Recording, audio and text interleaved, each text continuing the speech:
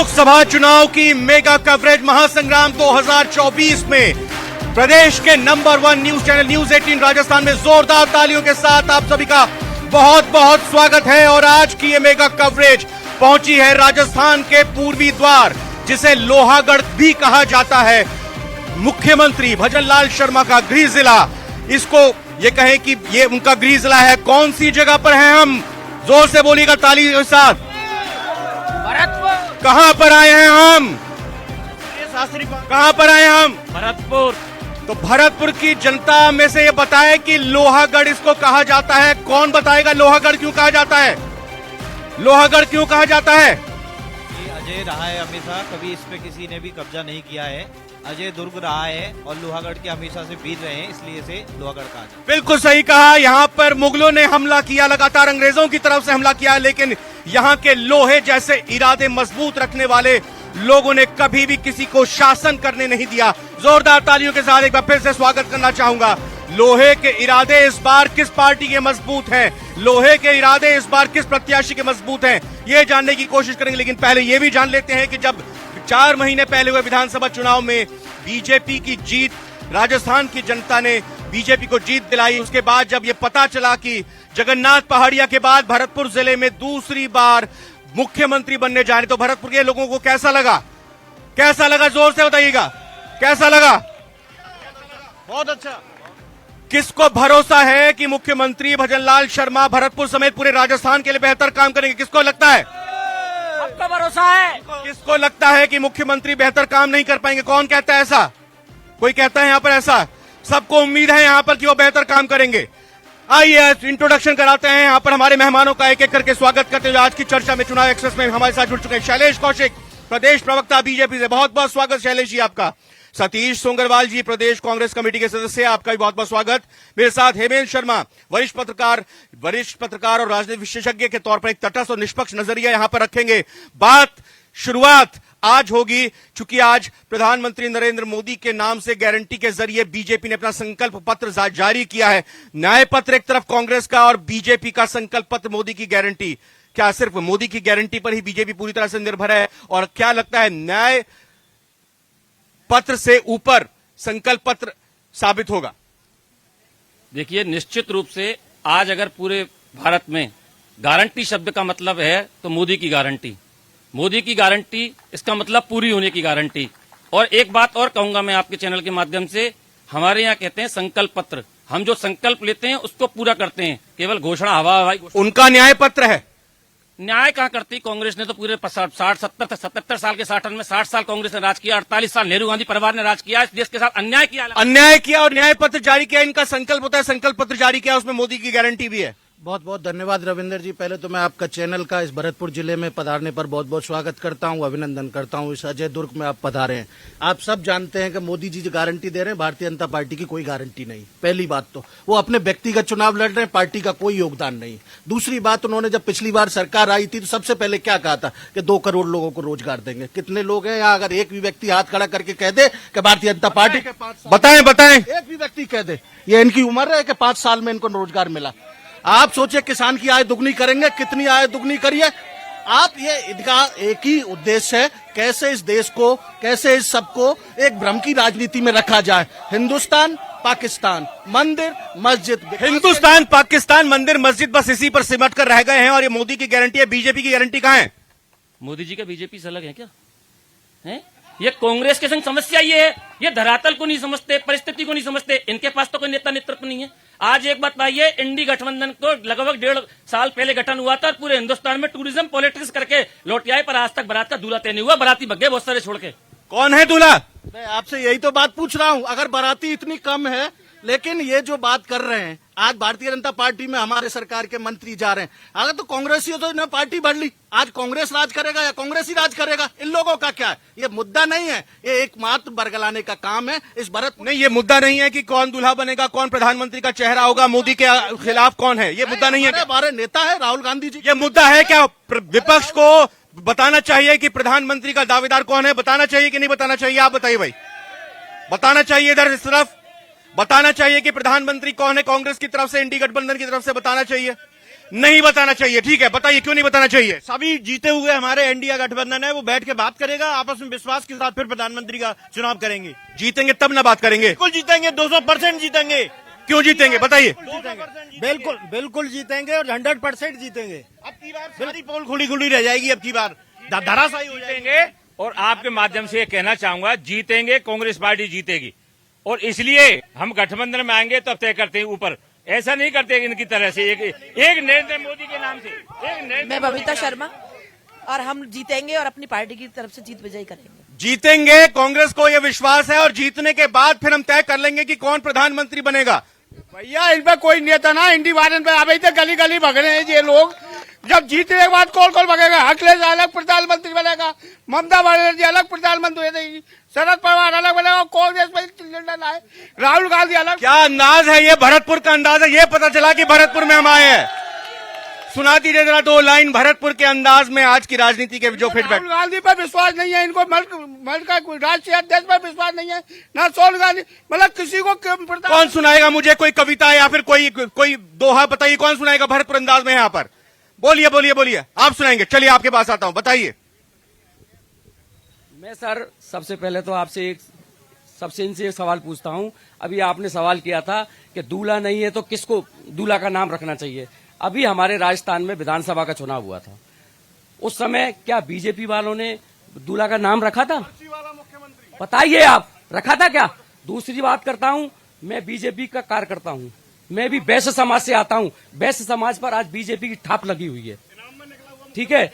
लेकिन मैं ये पूछना चाहता हूं आपके माध्यम से हमारे सम्माननीय प्रधानमंत्री महोदय से, आपने 10 साल पूर्व हमारी पूरे हिंदुस्तान में ये वायदे किए थे कि मैं पूरे किसानों का कर्जा माफ करूंगा। आपने किसानों को कर्जा माफ तो नहीं किया, लेकिन उद्योगपतियों का 16,000 लाख करोड़ रुपए को माफ कर दिया। बिल्कुल, इन भाई साहब जल्दी, अरे पूरी बात और लोगों को भी सुननी है, और लोगों को भी बड़ी बड़ी माहौल में गर्मी है भाई, सभ्य तरीके से अपनी भी जरा अंदर की भड़ास को निकाल रहे हैं। अब राजस्थान की बात करें, इनका तो मुख्यमंत्री खुद जैसे इनाम में स्क्रैच करते हैं ना, ऐसे पर्ची को स्क्रैच किया, वरना आज मुख्यमंत्री ये होगा।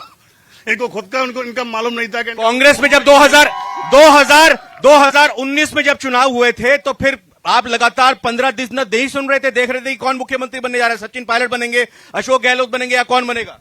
तो ये तो हमारी पार्टी का शीर्ष नेतृत्व तय करता है। इनकी तरह थोड़ी है कि पर्ची भेज दी, स्क्रैच कर दिया और निकल आया कि आज मुख्यमंत्री ये होगा, और वो भी इनको विश्वास नहीं होता। 6 महीने पीछे उसको भी बदल देते हैं। काफी राज्यों में ऐसा किया भी है इन्होंने। सर आप लोग ये पूछते हैं प्रधानमंत्री कौन बनेगा? हमारे देश में सर प्रधानमंत्री का चुनाव ही नहीं होता। चुनाव तो लोकसभा के मेंबर का होता है। लोकसभा के मेंबर जीतेंगे, फिर अपना नेता चुनेंगे। बिल्कुल, बताइए बताइए बताइए, आ रहा हूँ, एक मिनट। इनके यहाँ लोकतंत्र है कहाँ? इनके हाईकमान ने भेजा था वहां से पर्यवेक्षक बना के इन्हीं खड़गे जी को, जो राष्ट्रीय अध्यक्ष बने हैं जयपुर में, सचिन पायलट जी को मुख्यमंत्री बनाने के लिए। मुख्यमंत्री अशोक गहलोत जी ने बुला के उनको सब विधायकों का इस्तीफा लगवा दिया। राज्यपाल हम ये बात करते हैं, न्याय अगर इन्होंने किया होता तो सत्ता में होते, सत्ता से बाहर कैसे होते? अब काय के न्याय यात्रा निकाल रहे हैं, काय के न्याय पत्र हैं? इनको अगर वास्तव में देश का नेतृत्व योग्यता के आधार पर। सांस लीजिए भाई साहब, सबसे बड़ी बात तो ये है, ये पर्ची वाला मुख्यमंत्री जो बोल रहे हैं, मुझे ये बताइए, ये कांग्रेस के राज में आपने देखा अशोक गहलोत की सरकार होटल में आनंद ले रही थी, ये आपको पता नहीं है क्या? अब से पहले इन्होंने 5 साल क्या किया था, और 60 साल में कांग्रेस ने क्या किया? भ्रष्टाचार के अलावा इनका और क्या काम है? नहीं, ये तो आरोप लगाते हैं ना कि कोशिश तो बीजेपी की तरफ से की जा रही है सरकार गिराने की ना। इनकी सरकार नहीं बीजेपी की सरकार की जा रही है। इनके सचिन पायलट अपने मेंबरों को लेकर भाग गए, अशोक गहलोत जी अपने मेंबरों को लेकर भाग रहे। ये तो लड़ते लड़ते 5 साल निकल गए। इनके 5 साल के कार्यक्रम में इनके में हत्या, लूट, डकैती और आपके पेपर लीक और ये सारे एक चीज मैं ये कहना चाहता हूँ कि कांग्रेस ये कह रहे हैं कांग्रेस की सरकार बनेगी लोकसभा चुनाव में। ये कांग्रेस लड़ कितनी सीट पर रही है पहले तो ये बता दें। क्या इन्होंने 2013 में 2018 में किसानों के साथ वादा खिलाफी की। इन्होंने राहुल गांधी जी ने कहा था 1 2 3 4 5 6 7 8 9 10। आज कितने दिन हो गए? फिर से एक बार फिर गिनती, 1 2 3 4 5 6 7 8 9 10।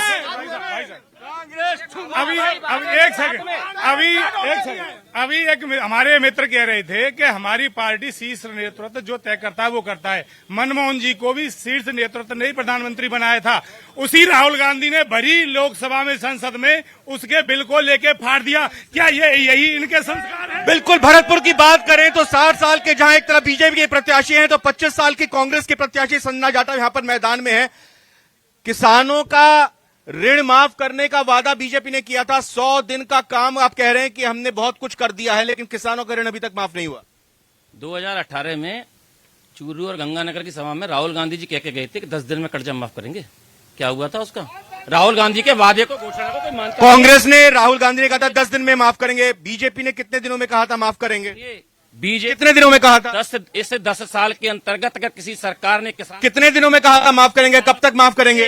सुन रहा हूं, जवाब तो दीजिए ना। 2,40,000 करोड़ रुपए डीबीटी के माध्यम से किसान सम्मान निधि के अंतर्गत ट्रांसफर किया। कर्जा कब माफ होगा? जो कर्जा कब माफ होगा? किसानों की कर्जा कब माफ होगा करने का काम किया है। और जो 6 गुना बजट 21,900 करोड़ का बजट था, 1,25,000 6 गुना बजट किया है 2013 की तुलना में। ये सही है। 2019 में कांग्रेस ने वादा किया कि हम 2018 में वादा किया राहुल गांधी ने माफ होगा किसानों का ऋण, 10 दिन के अंदर नहीं माफ किया। आप ही के रास्ते पे चलते हुए दिखाई दे रहे हैं। ये भी कह रहे हैं कि नहीं माफ करेंगे। मैं इनकी बात कह नहीं रहे, लेकिन इनका भी इन्होंने बताया नहीं कि कब तक माफ करेंगे। इनकी पार्टी का काम है झूठ बोलना, तो ये भी झूठ बोलेंगे। तो 5 साल आपने कहा माफ कर दिया भाई। लेकिन हमने जो भी आपकी समझ है, जो भी संस्था थी कोऑपरेटिव का लोन, आप जानते हैं कि सरकारी संस्थाओं में जितनी भी बैंक है नेशनलाइज बैंक से और जिनका समझा केंद्र से होता है। लेकिन उन्होंने यहाँ प्रस्ताव भेजा कि जितने हिस्से का ऋण हमारे पास आता है राज्य सरकार उसको बैन करेगी, केंद्र सरकार का हिस्से का भी आता है वो माफ करे। लेकिन इनका काम ये नहीं है। इनका काम है जिनकी भी योजना है बीफ से लाओ, बीफ वाली जो कंपनी चलाती है उनसे चंदा लेना, जो वैक्सीन लगाती है उस कंपनी चंदा लेना, जितने भी नेता हैं चुने हुए मुख्यमंत्रियों को वापस उनकी कुर्सी से उठा के जेल में बिठाना। इनका उद्देश्य ये है कि अगर इनके खिलाफ बोले तो उसको जेल में डाल दो। खिलाफ कोई बोले जेल में डाल दो और चंदा लो। आप एक बात बताइए, आप ये चंदा की जो बात कर रहे हैं, इलेक्टोरल बॉन्ड है जो कांग्रेस ने नहीं लिया? कांग्रेस ने नहीं लिया था क्या? मुझे इस बात का जवाब दीजिए। नहीं लिया क्या कांग्रेस ने? कांग्रेस लेती है, अपने मन से देते हैं। उद्योगपतियों पर किसी का प्रेशर नहीं चलता है, दबाव नहीं चलता है। ईडी भेजकर आप ये बताइए क्या जांच कर रहे हैं? आपने दबाव के चलते लिया। एक बात बताइए, 17 राज्यों में एक केंद्र में हमारी सरकार है, हमको 6,000 करोड़ मिला 30%, इनको तो 1,400 करोड़ मिल गया। 3 राज्यों में सरकार है, इनके पास है क्या? एक बात पूछना चाहता हूं, माननीय हमारे सदस्य हैं शैलेश प्रवक्ता, बड़े प्रवक्ता हैं, राष्ट्रीय प्रवक्ता हैं। मैं एक बात पूछना चाहता हूं, 10 साल से भारतीय जनता पार्टी का प्रतिनिधि है, कितने पत्थर लगे हुए हैं भारतीय जनता? क्या काम हुआ? क्या काम हुआ भरतपुर में? क्या काम हुआ? 10 साल से बीजेपी के यहाँ पे सांसद है। भरतपुर में अमृत स्टेशन के अंतर्गत भरतपुर जिले के कम से कम 6 स्टेशनों पर लगातार काम जारी है। भरतपुर में काम जारी है, कार्य प्रगति पर है। क्यों? आप देख के आइए ना, आप देख के तो आइए, काम है कि नहीं जारी। दूसरा काम देखिए, आप लगातार जो ये कृषि के और संबंधित इनके लिए जो योजनाएं होती हैं उनको प्लेटफॉर्म पर लाने का काम किया गया। और किसमें? भरतपुर में क्या कुछ किया? भरतपुर के लिए देखिए, ये सेवर जो ये फ्लाईओवर है, इसके लिए काम के लिए भेजा था। बताइए। मैं कहना चाहता हूं, एकमात्र मैं सभी साथियों से अनुरोध करना चाहता हूं, आपकी पार्टी ने टिकट दिया, आपकी पार्टी रंजिता कोहली जी पूरे क्षेत्र में रही, एसपीजी सुरक्षा रही, लेकिन इतने 5 साल उन्होंने विकास किया, पार्टी ने टिकट काट दिया, इतने ही धरातल पे रही। एक बार जीतने के बाद उनके कार्यकर्ता दोबारा मुंह। बीजेपी ने क्या किया और कुछ से पहले कांग्रेस के भी सांसद रहे, उन्होंने क्या किया था? आ रहा हूं। मैं ये कहना चाह रहा हूँ, हमारे भाई साहब ये कह रहे हैं कि सर 1 2 3 4 5 6 7 8 9 10 हमने राजस्थान के हिसाब से अपना जो भी ऋण था वो माफ करा। इन्होंने जिस दिन आए थे मोदी जी 2014 में, उन्होंने कहा 100 दिन में एसआईटी बनाता हूं और सारा पैसा लाता हूं। कहाँ है वो पैसा? कहाँ है वो पैसा? कहाँ है वो एसआईटी की रिपोर्ट? लाओ साहब भाई एसआईटी की रिपोर्ट लाओ। देखिए, मैं बताऊं आपको, भारतीय जनता पार्टी के प्राइम मिनिस्टर ने अपने जो है घोषणा पत्र में ये कहा था कि हम 15 लाख रुपए किसानों को डलवाएंगे। आज तक डलवाया क्या? नहीं डलवाया। मेरा निवेदन है, सारी चीजों को छोड़ो, इनको आप प्रत्याशी का चयन में देख लीजिए। आप वो लोकसभा में कबूतरबाजी में फंसे हुए हैं। संजना जाटव पढ़ी लिखी योग प्रतिष्ठित व्यक्ति हैं, LLB कर रखी है उन्होंने। ये तो कबूतर इन्होंने पर्ची से तो इन्हें सीएम बनाया। अपराधिक प्रवृत्ति के लोग हैं। पर्ची से तो इन्हें सीएम, इनसे ये पूछो पीएम का पर्ची से बनाएंगे, कैसे बनाएंगे? ये पूछो इनसे। एक मिनट आगे बढ़ता हूँ।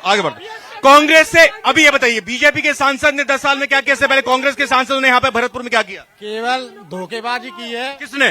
बीजेपी वालों ने। इनसे ये पूछो, मेरे बीजेपी वाले भरतपुर के भजन लाल जी बने, हमें खुशी है। लेकिन अभी आरोप लगा रहे थे, 10 तक गिनती बोली, राहुल गांधी जी ने कर्जा कोऑपरेटिव का माफ किया, क्योंकि केंद्र में सरकार थी नहीं, राजस्थान में कांग्रेस की थी, कोऑपरेटिव सोसाइटी का माफ किया।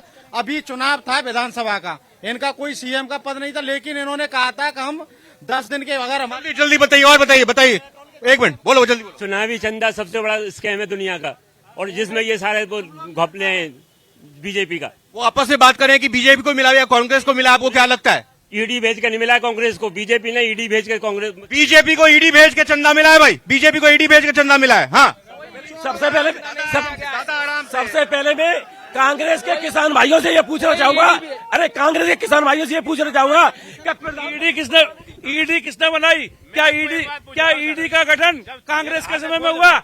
और 4 करोड़ लिया है बीजेपी ने। सीबीआई को तोता बताया सुप्रीम कोर्ट ने, कांग्रेस के इशारे पे काम करती थी। राजस्थान में 18 परीक्षा हुई, सब में भ्रष्टाचार। Paper leak. ये सर, ये जो बार बार कह रहे हैं ना पर्ची की सरकार है, ये पर्ची की नहीं है, पर्ची तो कांग्रेस में जाती थी कि इसका पेपर आउट होना है। मैं ये कहना चाहूंगा कि ये किसानों का आंदोलन अब मार्च अप्रैल में क्यों नहीं हो रहा? क्योंकि यहाँ कटाई चल रही है। जब वो लोग खाली होते हैं, जब ये आंदोलन क्यों होता है? केवला देव नेशनल पार्क मेरे पीछे यहाँ पर ये सेट लगा हुआ है, जो कार्यक्रम हो रहा है इस बार, किस प्रत्याशी को यहाँ से जनता फुर करने वाली है और किसको अपने पास रखने वाली है? कोहली जरा अपना भरतपुरी अंदाज में कुछ बोलिए। मोदी हमारे पास दूसरा नेता है, पीएम बने हुए एक मोदी है, इन पर नेता लाए बनावे। कुछ भरतपुरी अंदाज में कुछ सुना दीजिए ना जरा एक बार। अरे कुछ सुना दीजिए भरतपुरी अंदाज में एक बार। बोलो। बाप्पा मोरिया, फिर जीतेगो कोरिया,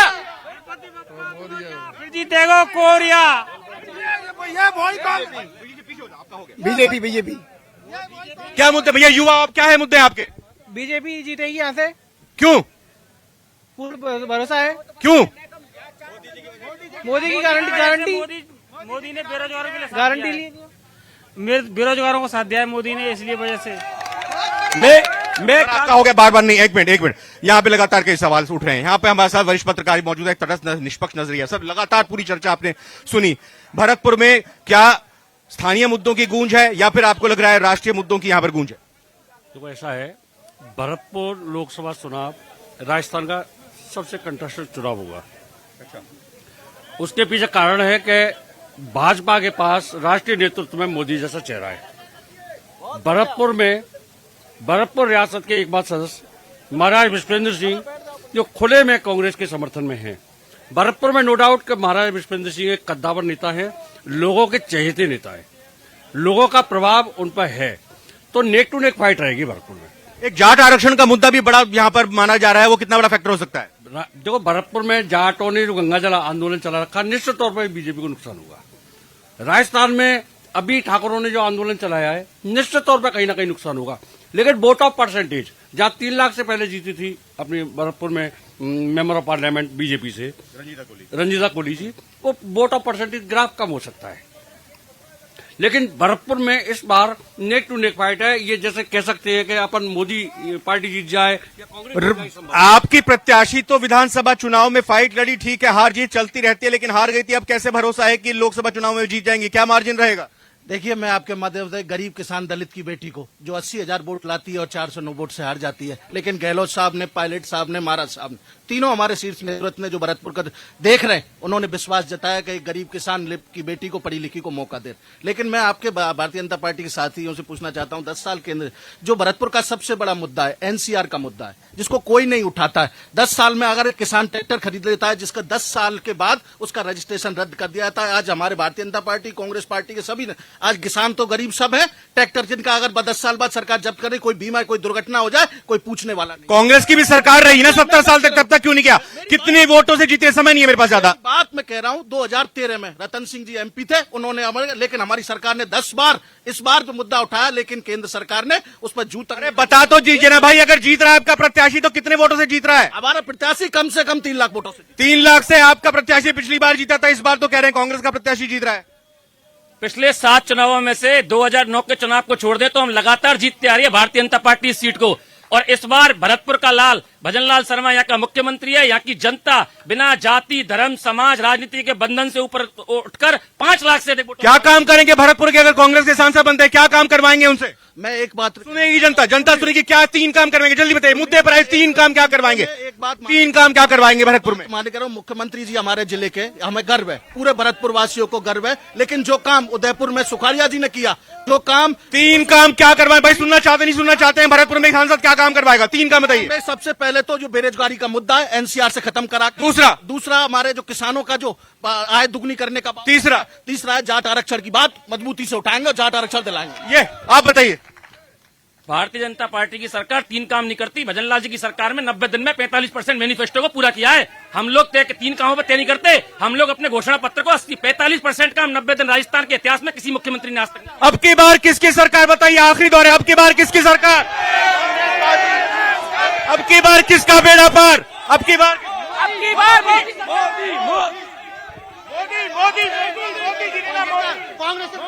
कौन जीत रहा है? भाजपा। बिल्कुल। तो कुल मिलाकर आज यहाँ पर भरतपुर में जनता से 7 मुद्दों की बात की। बहुत शानदार यहाँ पर चर्चा रही। कुल मिलाकर अगर देखा जाए तो यहाँ पर लोग स्थानीय मुद्दों के साथ साथ राष्ट्रीय मुद्दों को भी लेकर अपनी बातों को रख रहे हैं। आज चुनाव एक्सप्रेस में भरतपुर से फिलहाल इतना ही। एक ब्रेक का वक्त हुआ। आप देखते रहिए प्रदेश का number 1 news channel news 18 Rajasthan. जोरदार तालियों के साथ सभी का बहुत बहुत धन्यवाद, बहुत बहुत शुक्रिया।